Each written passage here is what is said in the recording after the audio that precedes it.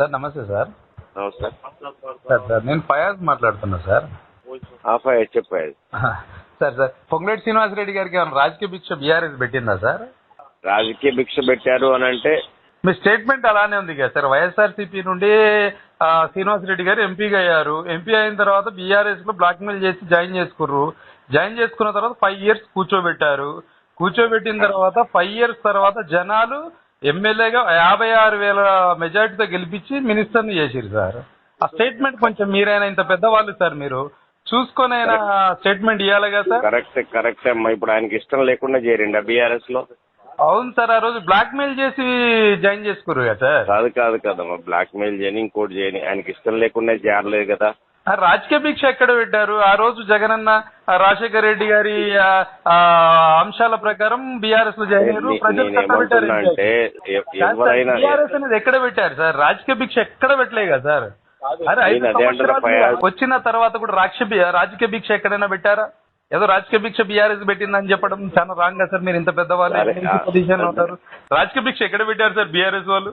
అది ఆలోచించాలి. నేనేమంటున్నా అంటే ఫయాజ్, ఇప్పుడు నేను కూడా ఏంటంటే నేను కూడా ఏం చేశారు, ఎవరెవరికి ఏం చేసింది బీఆర్ఎస్ పార్టీ అనేది నేను మొత్తం అంతా కూడా నేను డేటా కలెక్ట్ చేసుకుంటున్నా సార్. Very good sir. ఏం లేదు, పార్టీ పరంగా నేను మాట్లాడతలేను, కానీ ఒక్కొక్క వర్డ్స్ శ్రీనివాసరెడ్డి గారి గురించి మాట్లాడే ముందర ఒక్కసారి ఆలోచించండి సార్. నేను కాదంటలేను.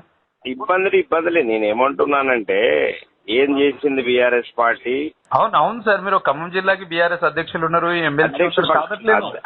అధ్యక్షుడు పక్క పెట్టేసి అధ్యక్షుడి గురించి కాదు, ఎవరెవరు ఏం లబ్ధి పొందిండ్రు అనేటువంటిది నేను విత్ డేటా కలెక్ట్ చేస్తున్నా. నేను కూడా మాట్లాడేటప్పుడు మాట్లాడతా, ఎందుకంటే చాలా మంది అడుగుతున్నారు. డేటా కలెక్ట్ చేసిన తర్వాత మాట్లాడండి సార్. కలెక్ట్ చేయకముందే మీరు బీఆర్ఎస్ శ్రీనివాసరెడ్డి గారికి రాజకీయ భిక్ష పెట్టిందన్న రాంగా సార్? నా దృష్టిలో అదే నేను మాట్లాడతా, ఎందుకంటే నేను మళ్ళీ అట్లా మాట్లాడడం తప్పు కదా సార్. కాంగ్రెస్ పార్టీ నుండి నిలబడ్డారు, కాంగ్రెస్ హస్తం గుర్తు నుండి నిలబడ్డారు. జనాలు ప్రేమతో ఓటేశారు. ఆయన మినిస్టర్ అయ్యారు. వైఎస్ఆర్సీపీలో ఉన్నారు, ప్రేమతో ఓటేశారు, ఎంపీ అయ్యారు. బీఆర్ఎస్ పార్టీలో ఉన్నప్పుడు ఖాళీగా ఉన్నారు కదా, ఖాళీ చేతులతోనే ఉన్నారు కదా. ఏమైనా అధికారం ఇచ్చారా? ఏమైనా పదవి ఇచ్చారా? మోసం చేశారు సార్ బీఆర్ఎస్ వాళ్ళు.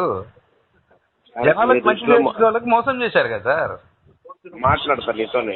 నేను ఖమ్మం వస్తా రేపు, నువ్వు వస్తే కూర్చొని మాట్లాడదాం, ఓకేనా? డిబేట్ లో మాట్లాడదాం సార్ తప్పకుండా. రైట్. న్యూస్ డిబేట్ లో కూర్చుందాం సార్ తప్పకుండా. Right. Okay sir. Okay, thank you sir. Thank you. Right sir.